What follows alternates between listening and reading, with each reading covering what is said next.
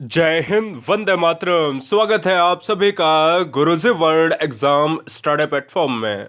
राष्ट्र हित में शिक्षा, this is Dheeraj Dwivedi from Guruji world. उम्मीद है आप और आपका परिवार बेहतरीन और उम्दा होगा। आज की इस वीडियो में केवीएस एग्जाम की पहली और अंतिम वीडियो, जिसमें पर्यावरण को खत्म करेंगे।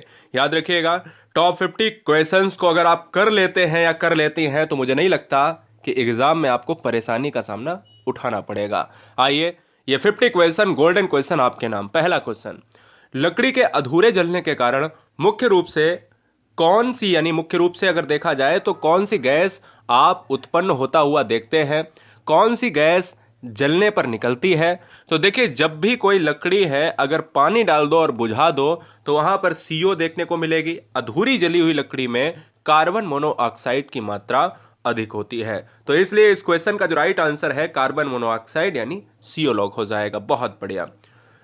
यहां पर देखिएगा, क्वेश्चन कह रहा है स्मोक इज कॉम्बिनेशन ऑफ, यानी स्मोक का जो संयोजन है, स्मोक कैसे बनता है, स्मोक में है क्या क्या। तो दो चीजें स्मोक में होती हैं, क्या smoke and log, small and frog, और smoke and nitrogen, smoke and fog. आप देखिए, क्वेश्चंस तो बहुत, ऑप्शंस तो बहुत ही मज़ेदार और हंसने वाले हैं। तो फिलहाल आपको पता होना चाहिए कि जो स्मॉग होता है, धुंध होता है, इसमें दो चीज़ें, एक स्मोक की बात करेंगे और फॉग की बात करेंगे। इसलिए इस क्वेश्चन में जो ऑप्शन नंबर जाएगा, फॉग जरूरी है, न कि फ्रॉग जरूरी है। अगले क्वेश्चन की तरफ बढ़ेंगे। क्वेश्चन नंबर थर्ड, वायु प्रदूषण को किसके द्वारा कम किया जा सकता है। दोस्तों, ये पिछले एग्जाम में पूछा गया प्रश्न है, केवीएस एग्जाम का। मुझे लगता है कि कंसंट्रेशन अगर जिसने भंग कर दिया उसका हम कुछ नहीं कर सकते, और आप अपना खुद नहीं कुछ कर सकते।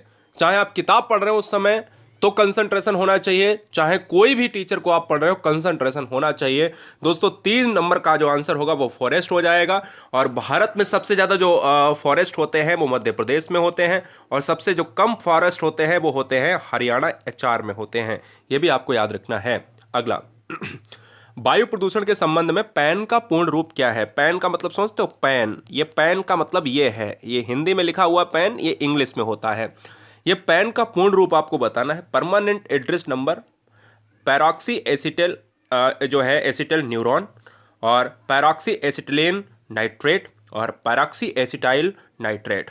हमें आपको बताना चाहिए कि जो पैन है ये क्या है। वायु प्रदूषक के संबंध में एक रिलेट करने वाला एक कारक, जिसका जो फुल फॉर्म है वो है पैरोक्सी एसिटिल नाइट्रेट है। इसलिए इस क्वेश्चन का जो राइट आंसर है वो सबसे उपयुक्त आंसर 4 हो जाएगा। ओजोन परत का अवक्षेपण में मापा जाता है। ओजोन परत का अवक्षेपण का मतलब है कि जो ओजोन परत की है वो मोटाई। मोटाई से पहले एक चीज और मैं बता दूं, जो ट्रोपोस्फियर है ये पहली परत है, ये है क्षोभ मंडल। इसके बाद आप देखिएगा स्ट्रेटोस्फियर है, ये दूसरी परत है। इसी में आपका क्या है, ये समताप मंडल है, और इसी में जो है आपकी ओजोन परत पाई जाती है। ओजोन परत जो है डॉप्सन से नापी जाती है। डॉप्सन इकाई क्या है, ओजोन परत की यूनिट है। इसलिए इस क्वेश्चन का जो राइट आंसर है 5 नंबर का, वो 2, इस क्वेश्चन को हम लॉक करेंगे। बहुत सुंदर। अगले क्वेश्चन पर आएंगे, 6 नंबर, परिवार का हिस्सा बनने के लिए क्या आवश्यक है। परिवार का हिस्सा बनने के लिए आवश्यक क्या है। स्वीकृत, जन्म का अधिकार, समान कार्य संस्कृति, समान चेहरे सदस्यों का आकार और आकार। दोस्तों, यदि गुरुजी वर्ल्ड एग्जाम स्टडी पर कोई भी परिवार, कोई बहन, कोई भाई, कोई गृहिणी पहली बार है तो सब्सक्राइब इसलिए कर ले क्योंकि आपको अध्यापक और अध्यापिका ही बनना है। अध्यापक अध्यापिका ही हम गुरुजी वर्ल्ड एग्जाम स्टडी पर सालों से बनाते चले आ रहे हैं, किसी दूसरे पर हमने फोकस नहीं किया। इसलिए सब्सक्राइब करें ईमानदारी से सिलेक्शन के लिए। 6 नंबर का जो आंसर हो जाएगा वो किसके साथ जाएगा, वो ऑप्शन नंबर जाएगा भाई स्वीकृत के साथ। परिवार का हिस्सा बनने के लिए जन्म का अधिकार नहीं, बल्कि जो सबसे प्रमुख कारक है, फैक्टर होना चाहिए, वो स्वीकृत होना चाहिए। इसलिए इस क्वेश्चन का आंसर ए हो जाएगा। भाई, क्या अपनाना है या नहीं अपनाना है, क्या वाकई में उस परिवार का हिस्सा बनने लायक है या नहीं है, इसलिए इस क्वेश्चन का आंसर ए होगा। उस परिवार का नाम बताइए जिसमें विवाह केवल विभिन्न गोत्रों के बीच होता है। दोस्तों, क्वेश्चन का लेवल मैंने बहुत अच्छा रखा है। देखिए, उस परिवार का नाम बताइए जिसमें विवाह केवल विभिन्न गोत्रों के बीच में होता है। इस क्वेश्चन नंबर 7 का जो आंसर होगा वो होगा बहिर्विवाही, यानी जो बहिर्विवाही होते हैं परिवार, उसमें हम देखते हैं कि विभिन्न गोत्रों में, जैसे हमारा गोत्र अलग होगा और आपका कोई गोत्र अलग है, इसलिए हम कह सकते हैं कि इस क्वेश्चन का जो राइट आंसर है वो किसके साथ चला जाएगा, ऑप्शन नंबर फर्स्ट के साथ चला जाएगा। अच्छा 8 नंबर स्किप हो गया, कोई बात नहीं। निम्नलिखित में कौन से ऊर्जा युक्त खाद्य पदार्थ है? क्वेश्चंस का लेवल देखिए धीरे धीरे बढ़ रहा है, तो इसलिए चिंतित ना हो, क्वेश्चंस का लेवल एग्जाम में भी धीरे धीरे बढ़ेगा। कार्बोहाइड्रेट और वसा, प्रोटीन और खनिज लवण, विटामिन और खनिज, और पानी और रुक्षांश। अगर ऊर्जा युक्त की बात करेंगे तो ऊर्जा कौन सा देता है? इंस्टेंट एनर्जी के लिए कार्बोहाइड्रेट होते हैं और फैट के लिए वसा होते हैं, इसलिए इस क्वेश्चन का जो राइट आंसर है वो ऑप्शन नंबर फर्स्ट हो जाएगा। हमारे देश में एक स्थान जिसे ठंडा रेगिस्तान कहते हैं, यह क्षेत्र ऊंचा, सूखा और समतल है। यह क्षेत्र स्थित है, कहाँ पर स्थित है बताइए दोस्तों? बहुत बढ़िया, शिलोंग मेघालय में, जो मेघालय की राजधानी है। दार्जिलिंग पश्चिम बंगाल का एक बहुत अच्छा पार्ट है, पश्चिम बंगाल की राजधानी कोलकाता है। शिमला हिमाचल प्रदेश, बहुत ही सुनहरा एकदम से देखा जाए हिमाचल प्रदेश की अगर मैं बात करता हूँ तो हिमाचल प्रदेश की राजधानी भी शिमला ही है। लेह लद्दाख बताएंगे 10 नंबर का जो आंसर हो जाएगा वो लेह लद्दाख ही हो जाएगा। ये ठंडा रेगिस्तान है जिसको लेह कहा जाता है और लद्दाख क्षेत्र को यहाँ पर हम लॉक करेंगे। इस क्वेश्चन का जो राइट आंसर है वो ऑप्शन नंबर 4 चला जाएगा। 11 नंबर आपकी स्क्रीन पर है, निम्नलिखित में कौन सा ग्रीन हाउस गैस नहीं है? अब आपको पता होना चाहिए कि जो ग्रीन हाउस गैसेज हैं ये क्या करती हैं, बताइए बताइए दोस्तों, ग्रीन हाउस गैसेस क्या करती हैं? तो हम ये कहेंगे कि ग्रीन हाउस गैसेस पृथ्वी के टेम्परेचर को बढ़ा देती हैं, इंक्रीज करती हैं। जिसमें सबसे बड़ी ग्रीन हाउस जो गैसेस है वो क्या है? वो है आपकी कार्बन डाइऑक्साइड, जिसमें सबसे ज्यादा भूमिका, यानी ये क्या है, ये इंपॉर्टेंट है। हमसे इस बार पूछा गया है कौन सी नहीं है। देखो मेथेन होती है, नाइट्रस ऑक्साइड होती है, कार्बन डाइऑक्साइड होती है, जलवाष्प होती है, सब कुछ होता है नाइट्रोजन को छोड़ के। मैं आपको क्या बोल रहा हूँ, नाइट्रस ऑक्साइड होती है, कार्बन डाइऑक्साइड होती है, सल्फर डाइऑक्साइड होती है, मेथेन होती है, लेकिन नाइट्रोजन नहीं होता है। इसलिए इस क्वेश्चन को आपको याद रखना है ना? ठीक है, हाँ नाइट्रस ऑक्साइड होती है, नाइट्रोजन नहीं होती है। टैपियोका का दूसरा नाम क्या है? टैपियोका का चित्र आपको देख रहे हैं, और टैपियोका लाइक शकरकंद, शकरकंद जिस तरीके से होती है उस तरीके से टैपियोका, और टैपियोका को कप्पा कहा जाता है, और कप्पा का मतलब है ऑप्शन नंबर 2 हो जाएगा। और ये टैपियोका दोस्तों केरल के पार्ट से आपको जोड़ना है, जिसमें आप सीटेट में पढ़ते आए थे। वही क्वेश्चन एग्जाम में थोड़ा सा बदल के आपको केवीएस एग्जाम में देखने को मिलेगा। मनुष्य में गुर्दे के लिए अगर आप देखते हो तो कहीं ना कहीं उसका एक क्या है, गुर्दे के लिए एक यूनिट होता है, और गुर्दे की यूनिट को हम क्या कहते हैं ये भी क्वेश्चन में आएगा। अगर देखा जाए दोस्तों गुर्दे की यूनिट को क्या कहा जाता है, तो नेफ्रॉन कहा जाता है। गुर्दे की यूनिट को नेफ्रॉन कहा जाता है। गुर्दे किसके लिए प्रणाली का एक हिस्सा है? तो ये उत्सर्जन है, उत्सर्जक, क्योंकि ये उत्सर्जित करते हैं। ये गुर्दा क्या है? ये किडनी ही है। इसको वृक्क कहा जाता है, इसको किडनी कहा जाता है, इसको गुर्दा कहा जाता है। इसकी यूनिट को नेफ्रॉन कहा जाता है। अगला क्वेश्चन, पौधों में जाइलम किसके लिए उत्तरदायी होता है? जाइलम क्या करता है आपको नहीं पता है, मैं आपको बता देता हूं। 14 नंबर का जो आंसर हो जाएगा, देखिएगा जो वाटर होता है उसको कहीं ना कहीं उसको यहां से इधर, इधर से स्टेम में, इधर से पत्तियों तक, जहां तक पानी जाता है वो क्या करता है? ट्रांसपोर्टेशन का काम करता है। पौधों में पानी का परिवहन ही क्या है? जाइलम यहां पर सबसे उपयुक्त आंसर बैठेगा। हांगकांग में निम्नलिखित में कौन सा भोजन लोकप्रिय है? हांगकांग में लिंगू फेन खाया जाता है, जिसको एक सांप की डिश कहा जाता है। अगले क्वेश्चन पर आएंगे, निम्नलिखित में किस विकल्प को कण प्रदूषक कहा जाता है? देखिएगा कण प्रदूषक की बात करें तो ओजोन, रेडॉन, फ्लाई एश या फिर एथिलीन। 16 नंबर की बात अगर करें दोस्तों तो हमें पता होना चाहिए कि जो फ्लाई एश है ये क्या है? यह एक कण प्रदूषक है जो हमारे स्वास्थ्य पर बहुत ही गंभीर प्रभाव डालता है, बहुत ही गंभीर इफेक्ट इसका पड़ता है। यानी इस क्वेश्चन में हम फ्लाई एश को लॉक करेंगे। बढ़िया है। क्वेश्चन नंबर 17, झारखंड की प्रमुख फसल क्या है? देखिएगा झारखंड में हम जाते हैं तो झारखंड में आप, बिहार में आप रांची में, यानी झारखंड की जो राजधानी है रांची में, तो वहां पर जाएंगे तो एक अयस्क का बड़ा ही खाद्यान्न वाला सिस्टम मिलेगा। और हम झारखंड की जब प्रमुख फसलों में देखते हैं जहां पर लोग अपनी जीविकोपार्जन करते हैं तो वो जाएगा चावल के साथ, क्योंकि ये पार्ट है दोस्तों बिहार का।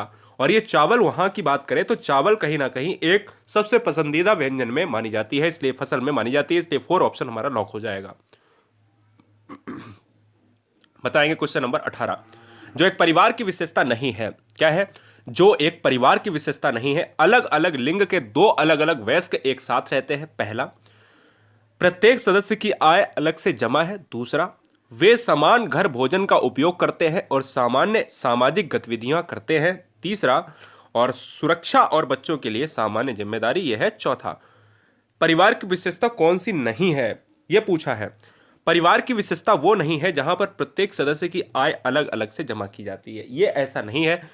परिवार में देखा जाए तो परिवार होते हैं दो प्रकार के। परिवार एकल परिवार होता है, एक संयुक्त परिवार होता है। संयुक्त में सब कुछ एक ही होता है, जबकि एकल में क्या होता है, वो अपने बच्चों के साथ, माता पिता अपने विवाहित बच्चों के साथ रहते हैं। इसलिए इस क्वेश्चन का जो राइट आंसर है वो ऑप्शन नंबर 2 हो जाएगा। जब एक जीव को लाभ होता है और दूसरे को हानि होता है तो उसे क्या कहा जाएगा? एक को लाभ होता है, दूसरे को हानि होता है, तो उसको कहा जाता है परजीवीवाद कहा जाता है। इसलिए परजीवीवाद इस क्वेश्चन का आंसर हो जाएगा। अच्छा, जब दोनों को लाभ होता है तो आपको पता है, जैसे अब बगुला बैठा हुआ है भैंस पर और भैंस के कीट को खा रहा है, इसलिए उसके कीट को खा रहा है तो भैंस को लाभ है। बगुले को पेट में भोजन मिल रहा है, इसलिए ये चीजें भी आपको याद रखनी हैं। एक विशेष स्थान जहां एक 12 साल का बच्चा अपने सामाजिक कौशल को विकसित कर सकता है। 12 साल का बच्चा बाल्यावस्था में होगा, ठीक है ना, अब किशोरावस्था में प्रवेश करेगा और खेल का मैदान सबसे बेस्ट है, क्योंकि सामाजिक कौशल खेल के मैदान से ही विकसित होंगे। आंसर हमारा जाएगा 2 के साथ। अगला क्वेश्चन है, पटचित्र की कला किस राज्य की परंपरागत चित्रकला है? हस्तशिल्प है। पटचित्र एक परंपरा है, एक लोक कला है, एक चित्रकला शैली है। जैसे मधुबनी की बात करें तो बिहार, और पटचित्र की बात करें तो यह है उड़ीसा की। इसलिए इस क्वेश्चन का आंसर हमारा 2 चला जाएगा। भारत की पहली यूरेनियम खदान किस स्थान पर है? आप देखिएगा, यूरेनियम खदान की बात करते हैं, क्या है, यूरेनियम खदान की बात करते हैं, तो आपको क्या लगता है, जादूगोड़ा होगा? बिल्कुल दोस्तों, क्योंकि जादूगोड़ा जो पार्ट है, जादूगोड़ा पार्ट ऑफ झारखंड, ये यूरेनियम के लिए जाना ही जाता है। यानी ये झारखंड का एक पार्ट है, एक हिस्सा है जो यूरेनियम के लिए विश्वविख्यात है। विश्वविख्यात, भारत ही छोड़ दीजिएगा। इस क्वेश्चन का जो राइट आंसर है फर्स्ट हो जाएगा। निम्नलिखित में कौन सा खनिज की विशेषता नहीं है? कौन सी ऐसी ऑप्शंस में हम जाएंगे जिसमें खनिज की विशेषता नहीं है? वे प्राकृतिक प्रक्रियाओं से बनाए जाते हैं, उनकी एक निश्चित रासायनिक संरचना है, उनकी एक निश्चित रासायनिक संरचना है, वे अटूट है, उनका वितरण असमान है। अब देखो कितना जबरदस्त क्वेश्चन है कि क्वेश्चन को आप देखेंगे तो आप ये कहोगे कि जो खनिज है, खनिज का मतलब है कि आप यूरेनियम की बात कर लेते हो, कोयला की बात कर लेते हो, सोना तांबा हुआ, चांदी हुआ, देखिए वे अटूट है, यही दोस्तों गलत है, यही नहीं है। टूटते हैं, बिखरते हैं, बढ़ते हैं, आगे होते पीछे होते हैं, निकालने पर कुछ ना कुछ चीजें कम देखी जाती हैं, टूट फूट होती रहती है ना। तो रासायनिक संरचना तो है, प्राकृतिक प्रक्रियाओं के द्वारा बनते हैं, एक नेचुरल सिस्टम है, उनका वितरण असमान है, कहीं पर कम है तो कहीं ज्यादा निकलेंगे, कहीं पर बहुत ज्यादा है तो कहीं पर बिल्कुल नहीं है, शून्य है। आंसर हमारा थर्ड जाएगा।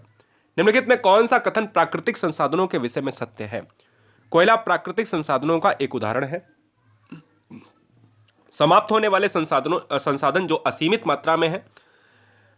तीसरा है वन्यजीव अक्षय प्राकृतिक संसाधन का एक उदाहरण है, और ऑप्शन नंबर 4 में उपरोक्त सभी। 24 नंबर की अगर मैं बात करूंगा दोस्तों तो आंसर हमारा जाएगा ऑप्शन नंबर ए। यही विषय में सत्य है, क्योंकि कोयला एक प्राकृतिक संसाधन का उदाहरण है, ये बात बिल्कुल सही है। अच्छा, समाप्त होने वाले संसाधन जो असीमित मात्रा में है, ऐसा हो सकता है क्या?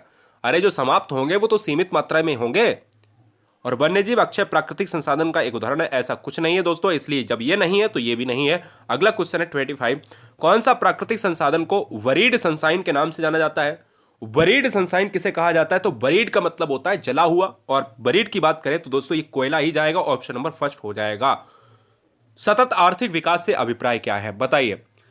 4 ऑप्शंस आपके स्क्रीन पर है। जो आप सस्टेनेबल डेवलपमेंट की बात करते हो, सतत विकास की बात करते हो, लेकिन यहां पर है सतत आर्थिक विकास। सतत आर्थिक विकास की बात अगर की जाए 26 नंबर में, तो यह जाएगा वर्तमान पीढ़ी के विकास के साथ साथ भविष्य का आर्थिक विकास। इससे बेस्ट आंसर होगा नहीं, क्योंकि केवल वाले ऑप्शंस को हम यहां पर औद्योगिक विकास को जोड़ नहीं सकते, कृषि विकास को जोड़ नहीं सकते, सभी का विकास जोड़ेंगे, क्योंकि क्वेश्चन है आर्थिक विकास से। प्राकृतिक संसाधनों में क्या शामिल है? जल है, खनिज पदार्थ है, कोयला है, या फिर ऑल एबव है? प्राकृतिक संसाधन की बात करें तो ये होते हैं, जल भी होता है जो हमें नेचुरल पद्धति से मिलता है, खनिज पदार्थ जो हमें जमीन से मिलते हैं, और कोयला भी कहीं ना कहीं एक ऐसा संसाधन है जो हमें प्राप्त होता है। इसलिए आंसर डी जाएगा। निम्नलिखित में कौन सा कथन प्राकृतिक संसाधनों के विषय में सत्य है? लकड़ी प्राकृतिक संसाधन का एक उदाहरण है। समाप्त होने वाले संसाधन जो असीमित मात्रा में है, ये शायद मैंने करा दिया, इसको मैं स्किप करना चाहूंगा। 29 नंबर देखिएगा, 29 नंबर देखिएगा क्या कहता है, वे संसाधन होते हैं जिनकी मात्रा ज्ञात होती है। वे संसाधन होते हैं जिनकी मात्रा ज्ञात होती है, तो उन्हें क्या कहा जाता है कि भैया ये संसाधन जो है ना, इनकी मात्रा इतनी ही है या इतने साल चल जाएंगे, इनको कहा जाता है वास्तविक संसाधन कहा जाता है। इसलिए इस क्वेश्चन का आंसर 2 होगा। 30 नंबर आपके स्क्रीन पर है। निम्नलिखित में उस संयोजन का चयन करें जो गैर नवीनीकरणीय प्राकृतिक संसाधनों को दर्शाता है। पहला है प्राकृतिक गैस, जीवाश्म ईंधन, कोयला और तेल। दूसरा है स्वच्छ हवा, फास्फेट, परमाणु ऊर्जा। तीसरा है उपजाऊ मिट्टी, जीवाश्म ईंधन और स्वच्छ जल। और चौथा है तेल, वन, उपजाऊ मिट्टी, स्वच्छ जल और प्राकृतिक गैस। 30 नंबर का जो आंसर होगा दोस्तों, वो जाएगा किसके साथ, वो जाएगा पहले के साथ, प्राकृतिक गैस, जीवाश्म ईंधन, कोयला और तेल। ये क्या है, यह है दोस्तों गैर नवीनीकरण प्राकृतिक संसाधनों के अंतर्गत आते हैं। परमाणु ऊर्जा को ले नहीं सकते, उपजाऊ मिट्टी को ले नहीं सकते, इसलिए यहां पर आपको याद रखना है कि इस क्वेश्चन का जो आंसर है वो ऑप्शन नंबर फर्स्ट हो जाएगा। निम्नलिखित में कौन सा एक प्राकृतिक संसाधन नहीं है। अब ध्यान दो, 5 से 7 क्वेश्चन हमने प्राकृतिक, गैर नवीनीकरण, सतत आर्थिक विकास यहां से करा रहे, क्योंकि ये क्वेश्चन बहुत ट्रेंड में रहे हैं। निम्नलिखित में कौन सा एक प्राकृतिक संसाधन नहीं है। 31 नंबर का जो आंसर जाएगा वो जाएगा धातु के साथ हवा, नदियां, सूर्य होगा, लेकिन धातु नहीं है, ये बात आपको याद रखना है। 32 नंबर, आइए हम एक अलग लेवल में आते हैं। सीएनजी का पूरा नाम क्या है। सीएनजी एक है कंप्रेस्ड नेचुरल गैस है, जिसको सीएनजी कहा जाता है। पीएनजी भी है, एक पाइप्ड नेचुरल गैस है, नॉट पेट्रोलियम जो है नेचुरल गैस। तो पाइप्ड नेचुरल गैस को पीएनजी कहा जाता है, क्या, पीएनजी। और सीएनजी कहा जाता है कंप्रेस्ड नेचुरल गैस को, इसलिए आंसर 2 हो जाएगा। बताइए। 33 नंबर आपके स्क्रीन पर है, आपको लॉक करना है। कोडो कहाँ के लोगों की भाषा है, तो इस क्वेश्चन का आसान सा आंसर होगा झारखंड। इस क्वेश्चन में ऑप्शन नंबर 4 हो जाएगा, झारखंड, मध्य प्रदेश, छत्तीसगढ़, इस तरीके के पार्ट में। और इसके अलावा बाहर में देखा जाए तो नेपाल में बोली जाती है। किस राज्य यानी यूटी में छात्र ट्रॉली से स्कूल जाते हैं। यूटी का मतलब होता है यूनियन टेरिटरी। यूनियन टेरिटरी का मतलब होता है केंद्र शासित प्रदेश, सिक्किम, कश्मीर, लद्दाख, हिमाचल प्रदेश। तो ऐसा कौन सा राज्य या केंद्र शासित प्रदेश है जहाँ से छात्र जो है ट्रॉली से स्कूल जाते हैं, तो ये ट्रॉली वाला जो पार्ट है ये है लद्दाख का क्षेत्र है, इसलिए इस क्वेश्चन का आंसर सी जाएगा, 3rd जाएगा। निम्नलिखित में कौन दक्षिण अमेरिका में आने वाले व्यापारियों द्वारा हमारे देश में लाया गया। तो जो दक्षिण अमेरिका से जो आया था वो क्या था, आपको कमेंट करना है। हाँ जी बताइए। तो दक्षिण अमेरिका से देखिएगा दोस्तों, बताइए क्या लाया गया है। क्लियर है, क्लियर है, ठीक है, बहुत सुंदर। हाँ, एक तो मिर्च होती है, एक तो मिर्च होती है, और एक आपका देखिएगा यहाँ पर टमाटर एग्जाम में आता है। तो दक्षिण अमेरिका से आप टमाटर की बात करते हो, लाइकोन की वजह से, जो लाइकोपीन होता है उसकी वजह से टमाटर का जो है लाल रंग होता है। और मैं कह सकता हूँ दोस्तों इस क्वेश्चन का आंसर बी होगा। यदि कोई रोग किसी गैर मानव पशु से मानव में स्थानांतरित होता है तो इसे क्या कहा जाता है। यानी अगर हम देखें कि पशु से अगर मनुष्य में कोई रोग आता है, इन्वॉल्व होता है, इंजेक्ट होता है, इंजेक्ट हो रहा है, तो उसको क्या कहा जाएगा, उसको प्राणीजन्य रोग कहा जाएगा, स्पर्श संचारी बीमारियों के अंतर्गत रखा जाएगा, जन्मजात रोग होगा या फिर आइट्रोजेनिक रोग होगा। मैं कह सकता हूं दोस्तों इस क्वेश्चन का जो राइट आंसर होगा प्राणीजन्य रोग, ऑप्शन नंबर फर्स्ट होगा। अगला, अंगों के उपयोग और अनुपयोग का विचार किसके द्वारा दिया गया। अंगों का जो उपयोग था, अनुपयोग था कि कहाँ कहाँ पर अंग उपयोग होंगे। अगर नहीं उपयोग होगा तो जैसे मनुष्य की पूंछ भी हुआ करती थी पहले, उपयोग नहीं रही तो पूंछ अपने आप विलुप्त होती चली गई, इसलिए लैमार्क ने इस सिद्धांत को दिया। स्नेक बोट रेस को किस भाषा में बल्लम कली के नाम से जाना जाता है। जो बोट होती है, जो बोट रेस होती है, एक बोटिंग रेस चलती है भारत के किस राज्य में, तो वो चलती है आपके केरल राज्य में। और केरल राज्य में अगर देखा जाए तो बल्लम कली के नाम से जाना जाता है मलयालम। और मलयालम की बात करें तो ये मलयालम दक्षिण भारत की भाषाओं में केरल और कर्नाटक में बोली जाती है। कयाल क्या है। कयाल दोस्तों क्या है, कयाल बताइए। कयाल क्या है, तो कयाल है केरल में लैगून, जो लैगून झील है उसको कयाल कहा जाता है। अगला, सतमाला पहाड़ियाँ किस राज्य में अवस्थित है। सतमाला पहाड़ी किस राज्य में अवस्थित है। सतमाला पहाड़ी जो है लोकेटेड एज अ महाराष्ट्र की बात करेंगे तो महाराष्ट्र आप मानचित्र में ये देखेंगे, महाराष्ट्र ऑप्शन नंबर 3rd हो जाएगा। लावड़ी नृत्य कहाँ पर है, जरा एक बार कमेंट करिए। लास्ट के 10 क्वेश्चन आपके स्क्रीन पर, आपके नाम। भारत का सबसे बड़ा काफ़ी उत्पादक राज्य कौन सा है। काफ़ी उत्पादक राज्य में आप कर्नाटक की बात करेंगे। केरल की बात करें तो केरल में आपका होता है क्या, नारियल उत्पादन, और इसलिए इस क्वेश्चन का आंसर 3rd जाएगा। गंगा की प्रमुख शाखा जो है बांग्लादेश में जो है जाती है तो उसको हम क्या कहते हैं। अब देखिएगा, अब आप अगर मैं बात करता हूँ बांग्लादेश में अगर ब्रह्मपुत्र को देखा जाए, ब्रह्मपुत्र नदी का नाम जो है वो क्या है, बांग्लादेश में ब्रह्मपुत्र नदी को कहा जाता है जमुना, और गंगा की मुख्य शाखा को बांग्लादेश में कहा जाता है पद्मा। इसलिए इस क्वेश्चन में क्या है, इस क्वेश्चन में जो राइट आंसर होगा वो क्या जाएगा, गंगा नदी को पद्मा कहा जाता है। बांग्लादेश में जैसे ही प्रवेश करती गंगा की मुख्य शाखा को, यानी गंगा की मुख्य शाखा को, गंगा की अगर हम देखें मुख्य शाखा तो गंगा ही है, और उसको बांग्लादेश में कहा जाता है पद्मा, जबकि ब्रह्मपुत्र में कहा जाता है, ब्रह्मपुत्र को बांग्लादेश में जमुना कहा जाता है। भारत किस देश के साथ सबसे लंबी भूमि सीमा साझा करता है? भारत की बात अगर करें दोस्तों तो भारत करता है, बांग्लादेश के साथ करता है 4096 किलोमीटर की जो है ये अपनी सीमा को दर्शाता है। नाव एक साधन है। नाव कैसा साधन है? बहुत आसान। नाव एक जल परिवहन है, और जल परिवहन का मतलब है कि जल के द्वारा जो यात्रा करके एक छोर से दूसरी तरफ मूव करना चाहता है उसके लिए नाव बेस्ट है। हिमालय में एप्पल एक औषधि पौधा है जो उच्च क्षेत्रों में पाया जाता है। इसे किस समूह में रखेंगे? एक पौधा हिमालय क्षेत्र में एप्पल, यानी आप सेव की बात कर रहे हो, ये ऐसे शीत प्रदेश की बात करेंगे जहां पर एक टेम्परेचर बहुत अलग होता है, हर जगह एप्पल को उगाया नहीं जा सकता। 45 नंबर की बात करेंगे तो दोस्तों यहाँ पर संकट संपन्न की बात करें, इसलिए इस क्वेश्चन का जो राइट आंसर है वो ऑप्शन नंबर जाएगा 4 के साथ। निम्नलिखित में ईवीएस के पाठ्यक्रम का थीम कौन सा है? थीम की अगर मैं बात करता हूँ दोस्तों तो थीम कौन सा है, यहाँ पर इस क्वेश्चन में अगर देखा जाए तो बहुत ज़्यादा भ्रांतियाँ होती हैं, चीज़ें जो हम बनाते हैं और करते हैं, इसलिए इस क्वेश्चन का आंसर 2 जाएगा। ईवीएस में एक शिक्षक निम्नलिखित में किसके अंतर्गत स्वच्छता अभियान चला सकता है? स्वच्छता अभियान किसी को चलाना है तो हर समूह में चलाएगा, और जब समूह में चलाएगा तो अकेले कर नहीं सकता, और समूह में अगर चलाएगा तो प्रोजेक्ट और परियोजना बना के चलाएगा, इसलिए इस क्वेश्चन का आंसर फर्स्ट होगा। वह स्थान जो कि दीर्घ काल से बाढ़ से प्रभावित रहा है, स्थानीय लोगों में डॉट डॉट का कारण होगा। जब कोई भी पार्ट अगर पानी से अगर यहाँ पर पूरी तरीके से इन्वॉल्व हो जाए, पानी अगर भर जाए तो क्या होगा? तो होगा दोस्तों स्थानांतरण होगा, और जब स्थानांतरण होगा, स्थानांतरण का मतलब होता है कि एक जगह से दूसरी जगह लोग जा रहे हैं। अगला, किस प्रकार के पक्षी की चोंच मीट को काटने और खाने के काम आती है? अगर हम मीट को काटने की बात करेंगे तो हुक जैसी जो चोंच होती है उसको काटने के लिए, यानी मीट को फाड़ देना, काट देना, और खाने के लिए जो है हुक जैसी चोंच का इस्तेमाल होता है। राज का अंतिम प्रश्न दोस्तों इसी वीडियो से है कि पटचित्र, हाँ ये अंतिम प्रश्न इसी वीडियो से है, पटचित्र की कला किस राज्य की परंपरागत पेंटिंग हस्तशिल्प है?